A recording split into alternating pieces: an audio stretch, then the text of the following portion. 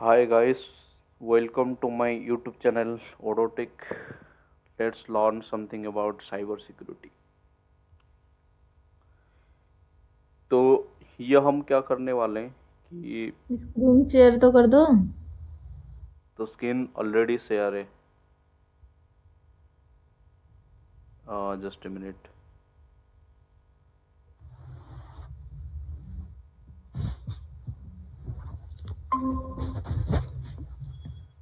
Screen show हो रहा हम्म। है।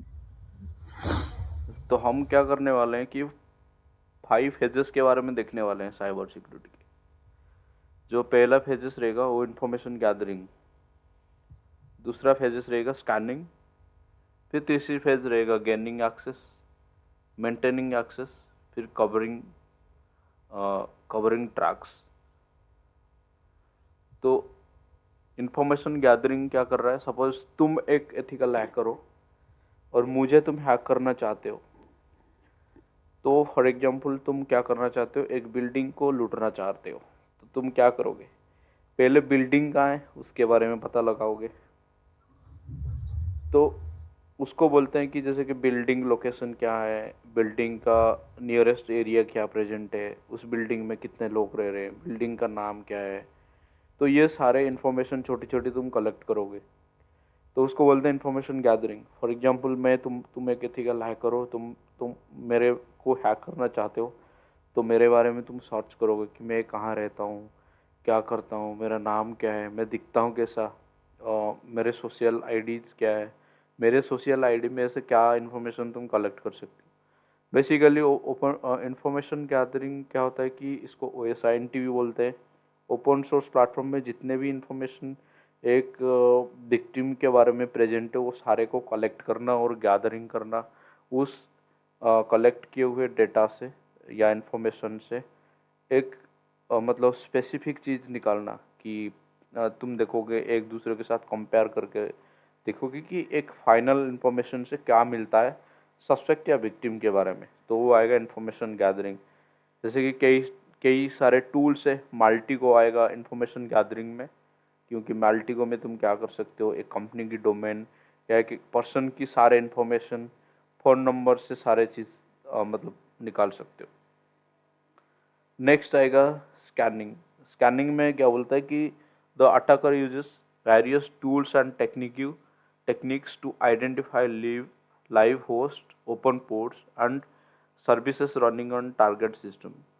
This phase helps the hacker understand the network topology and potential vulnerabilities that can be exploited. तो basically scanning में क्या होता है, फॉर एग्जांपल तुम एक बिल्डिंग का पता लगा लिया कि उस बिल्डिंग में अभी इतने इतने लोग प्रेजेंट है। तो अभी बिल्डिंग हर दिशा से लॉक्ड है, तो मैं कैसे घुसूँ। तो तुम क्या करोगे, जो डेटा तुम्हें इंफॉर्मेशन कलेक्ट किया उस डेटा के सोर्स से तुम क्या करा, उस बिल्डिंग के नीचे पहुंच गया। अब तुम बिल्डिंग में छान लगाओगे कि बिल्डिंग में कहाँ से एक ऐसा रास्ता ओपन हो जो तुम घुस सकते हो।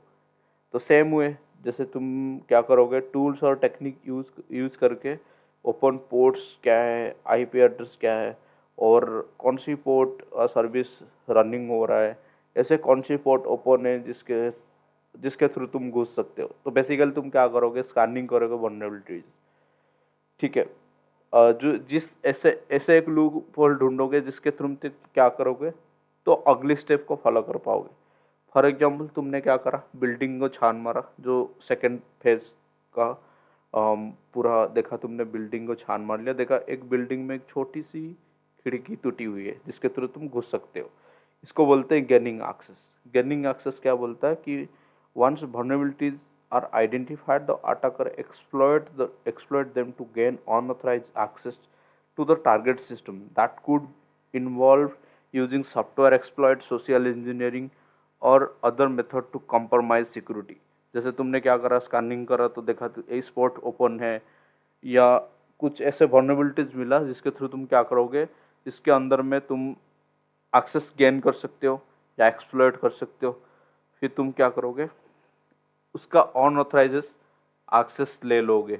जैसे मेरे कंप्यूटर में तुमने देखा कि कुछ चीज़ें ओपन हुई है जो वर्नेबिलिटीज है, जो वीकनेस है, तो तुम क्या करोगे, उस वर्नेबिलिटीज को यूज़ करके उसके अंदर में घुस मेरे सिस्टम की एक्सेस ले सकते हो। अब आया कि मेंटेनिंग एक्सेस क्या बोलता है। मेंटेनिंग एक्सेस ये बोलता है कि बिल्डिंग में तुम घुस गया और बिल्डिंग के अंदर एक कमरे में चला गया, तो अब कमरे अंदर के जाने के बाद जो एक्टिविटी रहेगा वो होगा मेंटेनिंग एक्सेस। इसका मतलब क्या है, तुमने मेरे सिस्टम का एक्सेस ले लिया, फिर तुम देखोगे इस सिस्टम में क्या क्या प्रेजेंट है, गैलरी में जाओगे या कुछ ऐसे इंपॉर्टेंट डॉक्स में जाओगे जाओगे वो सारे चीज़ तुम देखोगे।